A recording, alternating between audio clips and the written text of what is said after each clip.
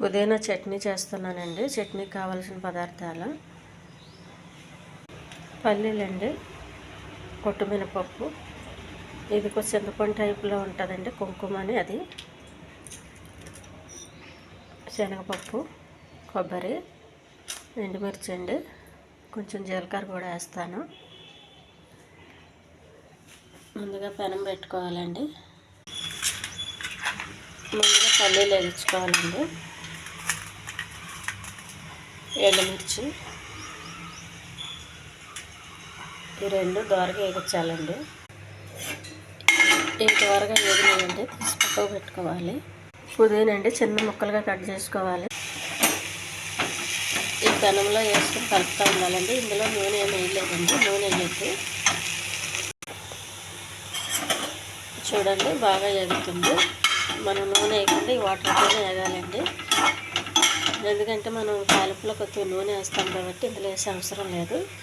ఇది పచ్చివాసన పోయేంత వరకు వేగించుకోవాలండి. ఇంతవరకు వచ్చేవరకు వేగించుకోవాలండి. వేగిందండి, తీసేసి పక్కకు పెడతా, చల్లారి పెట్టుకుంటాను. తాలింపు కోసం కొద్దిగా ఆయిల్ అండి, కొద్దిగా శనగపప్పు, కొద్దిగా మినపప్పు అండి పొట్టుతో ఉన్నది,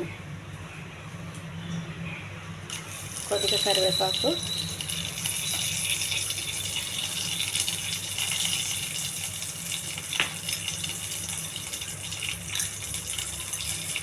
కొన్ని ఎండుమిర్చి. ఇది త్వరగా వేయించుకోవాలండి. తాలింపు వేగిందండి, స్టవ్ ఆఫ్ చేస్తాను.